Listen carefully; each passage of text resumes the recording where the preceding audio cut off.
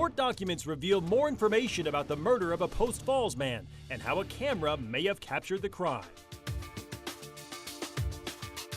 We have one more day of warmth and sunshine in the forecast, then it's clouds and the chance of rain as we get into the start of March. A woman alive tonight because of Spokane Valley firefighters is saying thank you.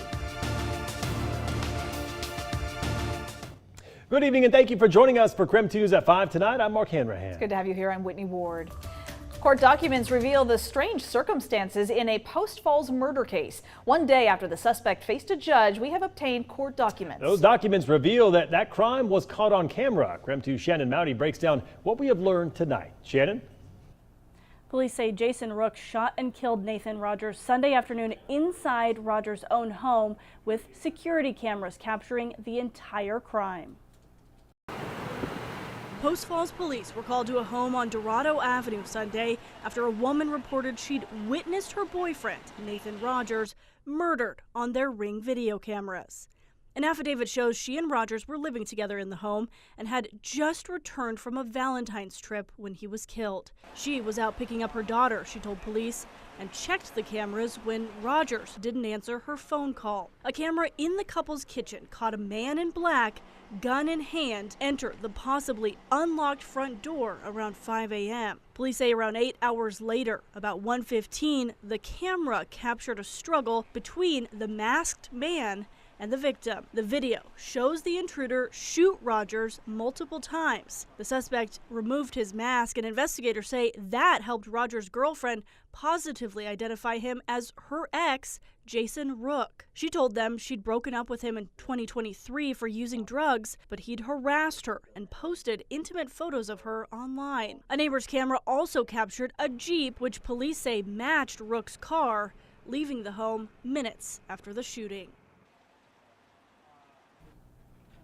Rook is now in the Kootenai County Jail tonight without bond. He faces first-degree murder, burglary, and stalking charges. Shannon Mowdy, KREM 2 News. All right, Shannon, thank you very much. A very serious setback for Pope Francis as support is pouring in from across the world for the Pope. The Vatican is reporting that the pontiff suffered from a sudden lung spasm, and that spasm led to vomiting, at which point the pontiff inhaled some stomach acid that required doctors to intervene and aspirate his lungs. So medical experts say when a stomach acid is in the lungs, it's like a chemical burn. So a very serious setback for the pontiff already, who is suffering from double pneumonia as well. And it does complicate his ability to process oxygen. However, experts say it's not worse than his current prolonged respiratory crisis. We won't know for certain for at least another 24 to 48 hours exactly how serious the medical picture is for the Pope.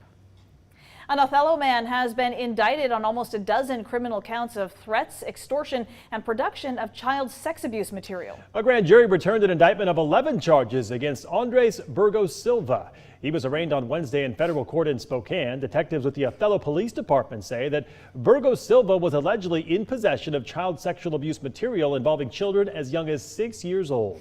Detectives also learned the suspect had allegedly contacted several minors on social media and claimed to have sexually explicit photos of them and threatened to send those photos to others unless the minors sent him more sexually explicit photos.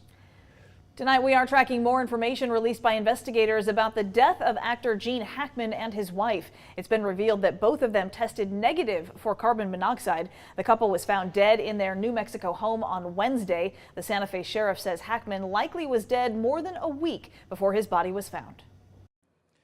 An initial interrogation was conducted of Mr. Hackman's pacemaker.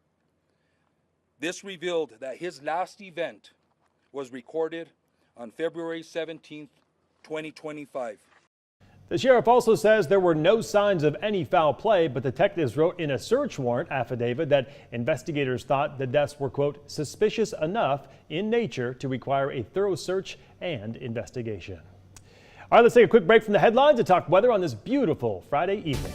You wouldn't think it could get much better at this time of year, but Chief Meteorologist Jeremy Legoo is here to tell us it might just be better tomorrow.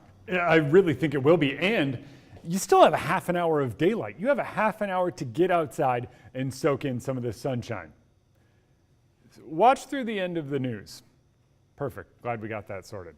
57 right now, 54 over in Coeur d'Alene, and 53 up in Deer Park. Still close to 60 in Ritzville, 60 in Othello, Walla Walla, Lewiston, you're all close to it, Pullman as well. It is warm out there, and that is just a sign of things to come. Tomorrow, we wind up dropping in temperatures again, but not near as cold as we were this morning. Remember those slow, steady, incremental increases in temperature? That's where we are with our sun angle in daylight. But we're gaining a ton of daylight and a ton of sun angle right now. So when we wind up in these high pressure centers, they will get better and better at heating us up over the next months. Tomorrow, a great example. A little bit warmer than where we were today, and that's all thanks to that ridge of high pressure overhead. Eventually, we have a storm sitting off the coast that is going to bring about that change in the weather pattern, and that starts Sunday. Still under the ridge on Sunday, so we stay dry, but see cloud cover increase and temps drop. 52 for a high, 48 on Monday, with the chance of showers returning to the forecast. There's no amount of words I'll ever have, because you gave me back my family. Coming up later tonight, a woman saved by firefighters 2 years ago says thank you. A contentious meeting with President Trump and Ukrainian President Zelensky could complicate efforts to end Russia's war with Ukraine. I'm Erica Brown at the White House with more on the contentious Oval Office meeting.